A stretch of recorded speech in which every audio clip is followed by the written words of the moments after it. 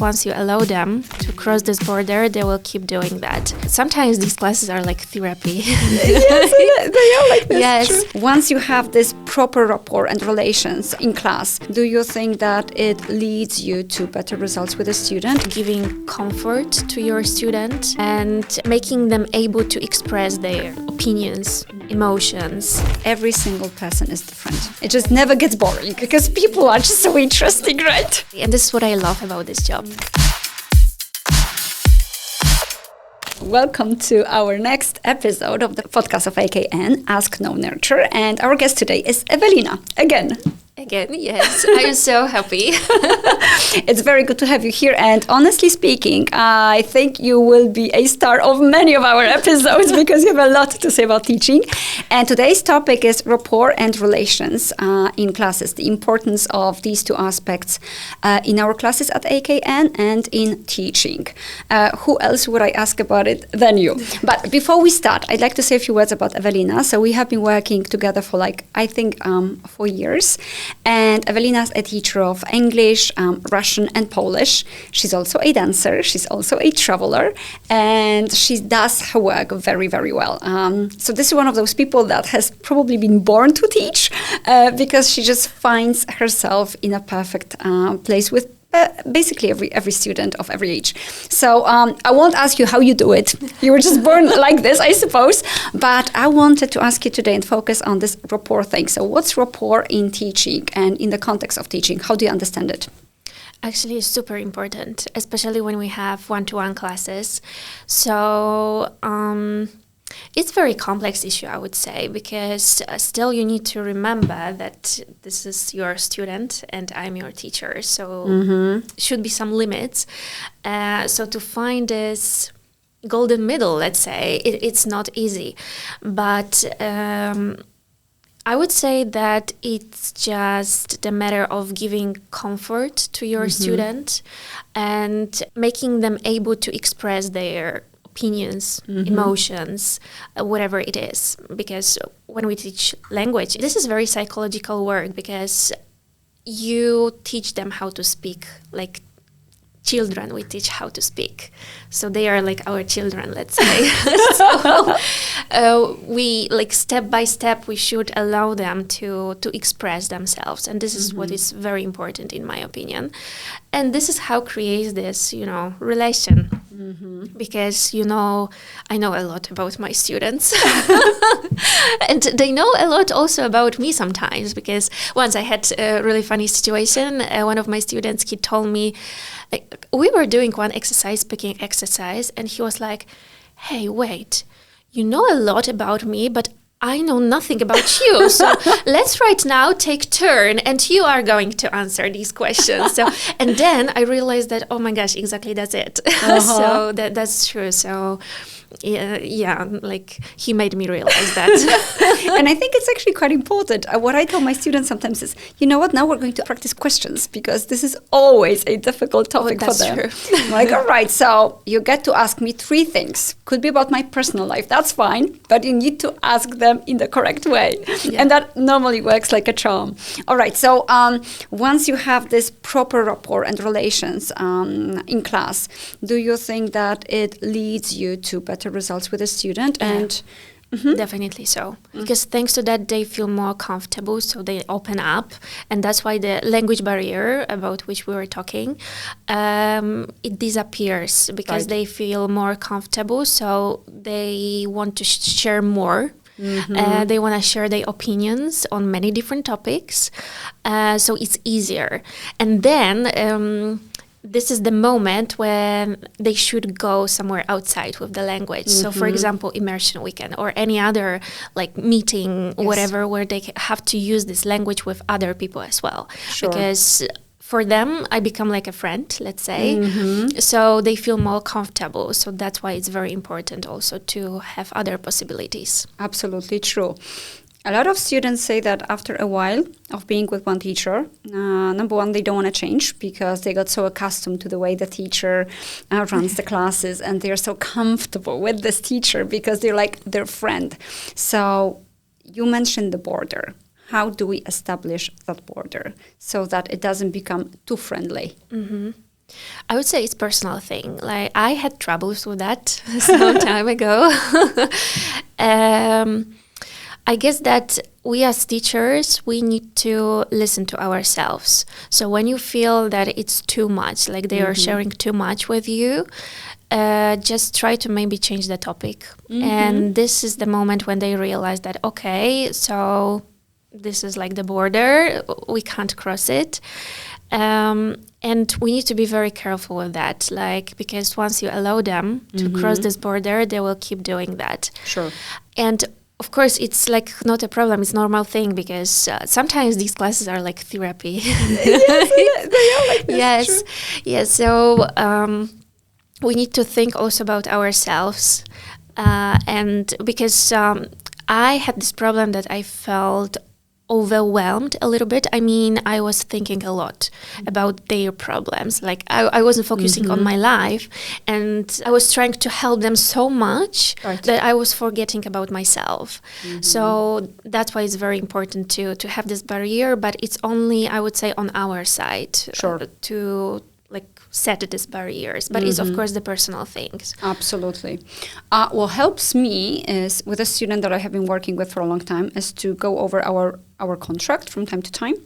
And then I'm like, all right, if I have a very, very chatty student that loves talking about their life, which is a common thing, I'm very happy they speak so much, but there's also a plan that I want to realize, right? Yes. And I have my materials prepared and everything. So what we do is we go over all those things that we want to do, the short and long-term goals.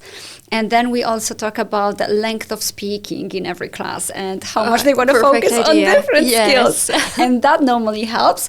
In extreme cases, what we do is we set a timer. I do the same sometimes. And so this is like this given amount of time to speak about just anything, but later on we just move on and do our thing. Excellent. Okay. Do you think this rapport building, this relations, it looks different for kids and for adults?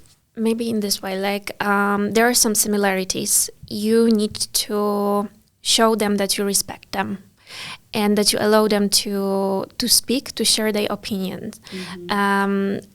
Like when it comes to children, it's very important because nowadays they seem to be open due to social media, they share everything, but when you go deeply, it turns out that it's not like that.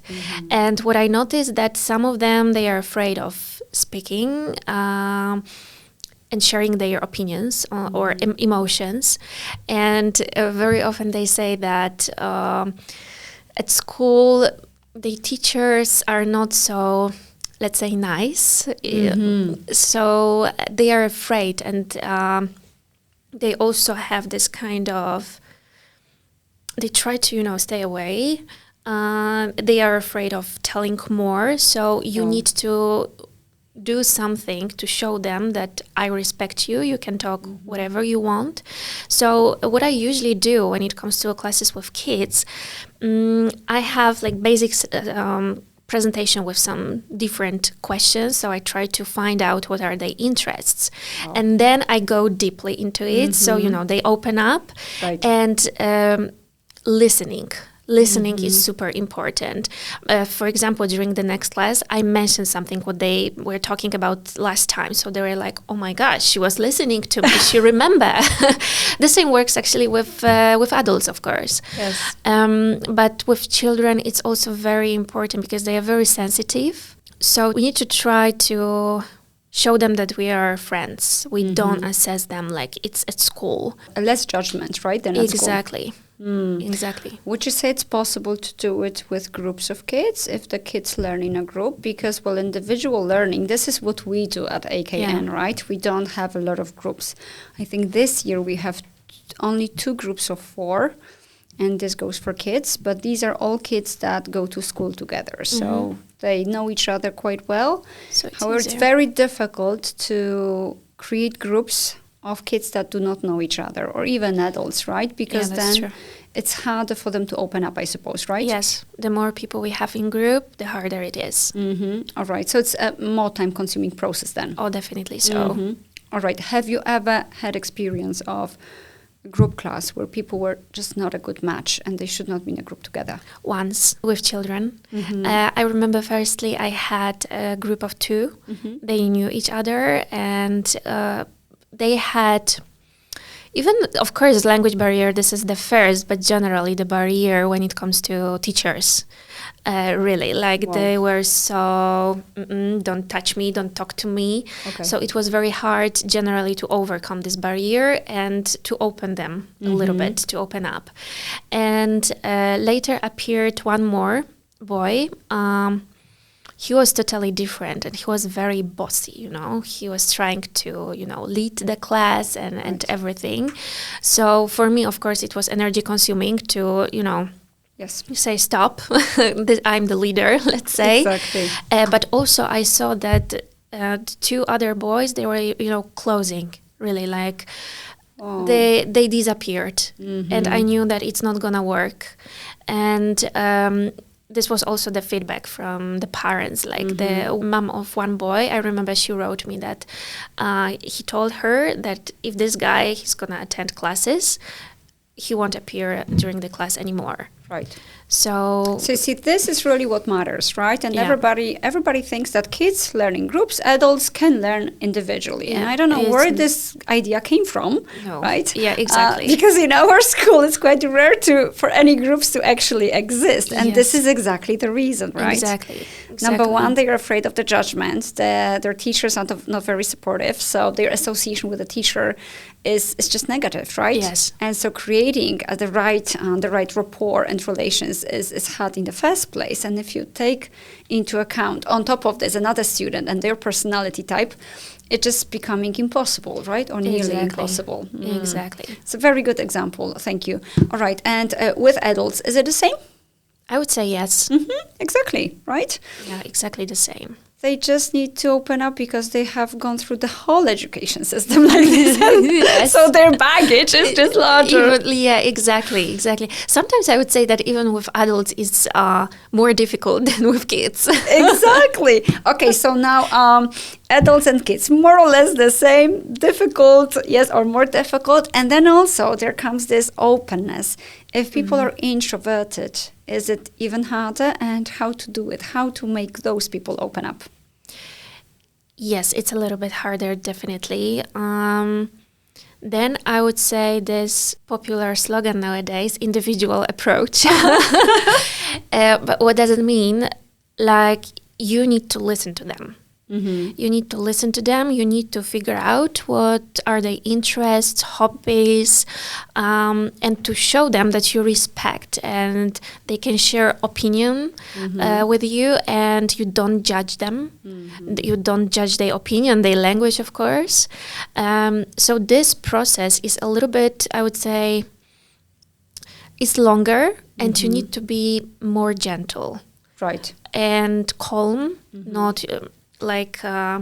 Of course, when you are energetic, it doesn't mean that you need to, change something in your behavior, but maybe to adjust to your students. You will feel that, right.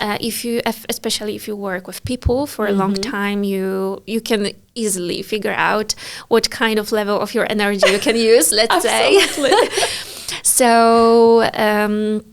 This is super important to show them that you are interested in them. Exactly, and I think this genuine interest is very difficult for certain people. A lot of clients that come for the first time and are asked, like, why are you now trying to learn? What's happened before? Did you have English at school? What happened there? And so on. They very often say that either the teacher was not prepared, or the teacher was just talking about themselves all the time, or the teacher was just not listening to them, actually. Yeah, also I've heard many opinions like that, and I'm surprised because I can't imagine these classes are for them. So why should I talk about myself? Of course, if they ask, for me it's okay. You can ask me even some personal questions if I can answer them. But this is the class for you. so you should speak. And very often they are surprised that I allow them to speak. Exactly. But this is something obvious for me. Yes, exactly. So basically this individual approach, it means something, but it seems like it may mean something completely different for different people, right? Oh, that's true. Yes, so you need to adjust. Okay. Evelina, tell me about some challenges you have faced when trying to establish rapport with a student. Lots of challenges. Lots of challenges. And this is why I love teaching, because you have to be really creative in many different ideas. So it's not only about preparing materials, but also finding the way and approach to a particular person, especially when you lead individual classes. So, for example, these two boys who were totally closed, and it was super hard to somehow convince them to engage into classes, but also to talk to me. Later, we were like best friends. I knew everything about their school problems, loves, and everything. But the beginning was hard. But also, I remember one adult. At the very beginning, he wasn't hardworking. I mean, he didn't do any homework, nothing outside. But also during the class, everything what I was asking him, the answer was, no, I don't know. It's not interesting for me. So I was like, so what I should do? So really, I was trying many different topics and nothing worked. But finally, I found one. And then he started opening up. And it turned out that he has some hobbies, even though he was telling me all the time that he's not interested in anything. Oh, wow. Be patient. It really is the matter of patience, as I can see. Yeah, exactly. And be creative. And the most important thing, find something that is interesting for that particular person. And then it will go with any different topic. Like even if they are not interested, they will be willing to do it and to talk about it. But to start with this one, it's like pleasant for them, let's say. Okay, so it takes a lot of determination on your side. Oh, definitely so. All right, and depending on the person, more or less, but generally what you're doing is you're never giving up. Yes. Okay. Actually, I'm that kind of person who loves challenges. I know, because I know which students you're taking, so I know. Yes. Like traveling also taught me a lot. So I try to, share this experience also with my students and take advantage of this experience. But yeah, it's very hard, hard job. So very often I hear that, you don't do anything, it's not tiring, or why you are tired. But when you go deeply, it turns out that it's super tiring, because it's not just like explaining grammar rules, but it's not. So true. It's very complex, psychologically speaking. And I don't think people appreciate the complexity of this job, right? Because you meet such different people. Like for me, what really makes me very motivated to still do it is that every single person is different. Yes. It just never gets boring. Yes, because people are so interesting, right? Exactly. And this is what I love about this job. Exactly. Of course, you have to have predispositions, and you basically absolutely have them. And also the traveling that you mentioned. So what you're saying is that traveling also helps you doing this job?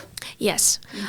Because I get to know other people, other cultures.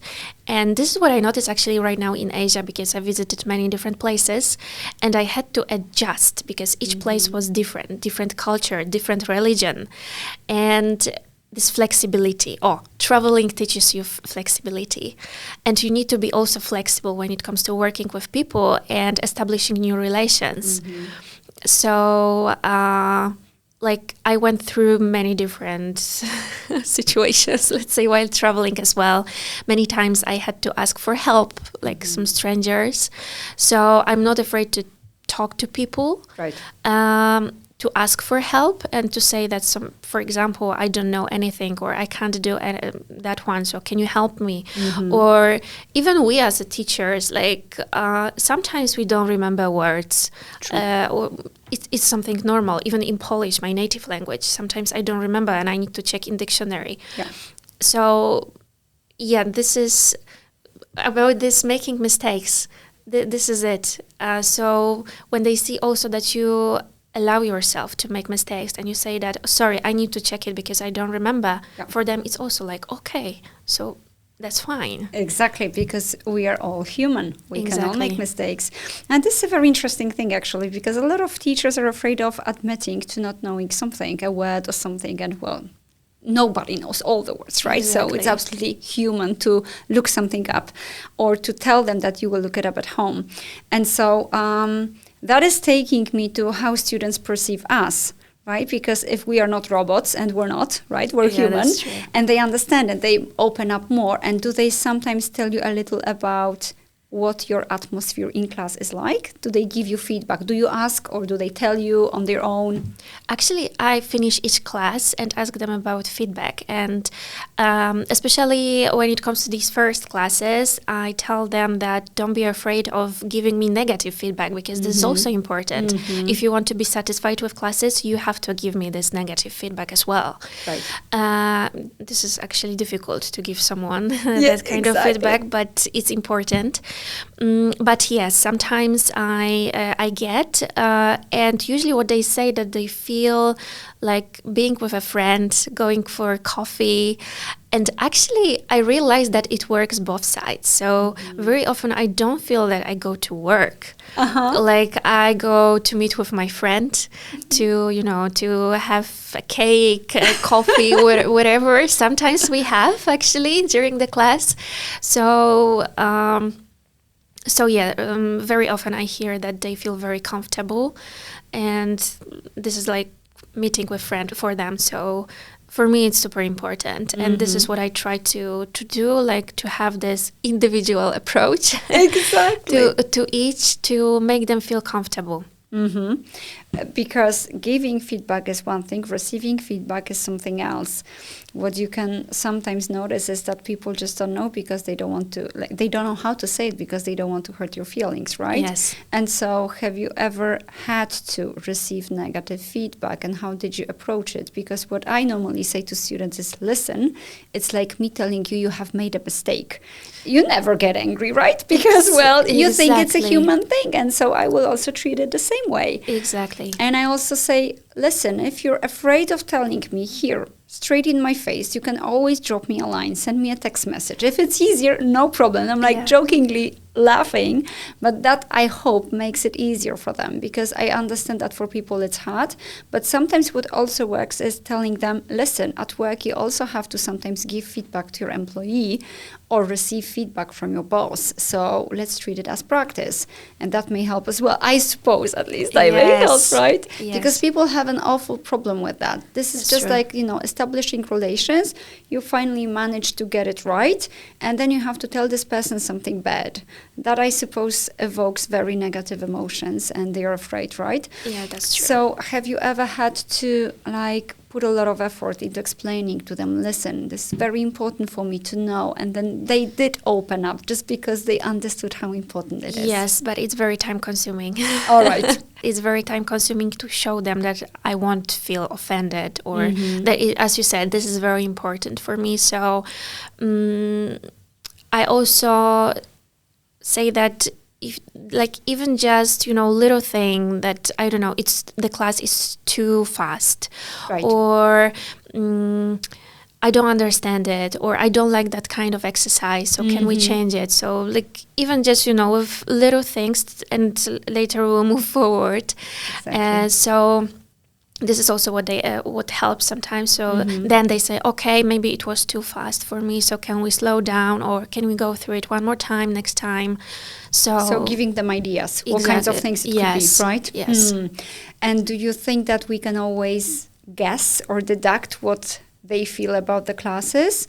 Or do you think have you ever been surprised with the feedback you got because you thought it was going completely great, but all of a sudden you learned that, well, something that you thought was wonderful is not, or the other way around? Actually, the other way around. So I thought that, oh my gosh, that was terrible. And, I was so depressed after the class. But then I received positive feedback, and I was like, oh my gosh, how is it possible? Okay. So good that, for example, we as teachers, we have sometimes you send us the feedback and you ask students as well Yes. about it. This is super helpful. Because sometimes they are afraid of, as we said, Yes. of telling us, but they can tell you, for example. Absolutely, yes. So then this is how it goes. So Absolutely true. But I always say, I'm like, all right, when I talk to teachers, because you're saying that you ask about feedback in your classes, which is absolutely wonderful, because I always say, listen, we will ask anyway as a school, so maybe it would be better if you do it on your own, because then at least your back is covered and you know that it's, you know it from them directly. Finding out from them directly is just easier. So Definitely. I think that it works this way. But generally, feedback and those relations, this is a topic river. You could talk about it forever. Oh my gosh, But yes. then, exactly, right? But then sometimes we come across this feeling that it's just not right. Something's not okay and you don't feel the vibe, right? Mm-hmm. We've recently had this situation where one other teacher, she texts me after a class with a student saying, oh, listen, I think that I'm just terrible at teaching this person. I really am. I'm at the point of actually quitting. I don't think I'm able to teach her anything. And 5 minutes after her text, I get an email from the student she's talking about. And that student, just out of the blue, decided to send me an email to say that she's so thankful for that teacher, that this is the best teacher she's ever had. That teacher is amazing. She's absolutely patient with her. She's so stupid, but the teacher is so amazing and understanding. And then I forwarded that email to the teacher. It's like, oh my God, I did not know. I had no idea. So I will gladly continue with her. So sometimes I think that we are drawing a certain scenario in our minds, even though it is not so bad. Just like you said, right? You thought it was not going great, but you found out it actually was. All right. So any last words of advice for people who teach and who want to be sure that you're doing the right job relations-wise? What would you advise these people to do? Try to get to know your students better. Mm-hmm. And thanks to that, you will develop as well. Okay, great. I think that's very good advice, because without it, there's no moving forward, right? Exactly. Excellent. Thank you very much, Evelina. Thank you it was so very much. nice having you. That's a pleasure. Thank you. Bye. Thank you.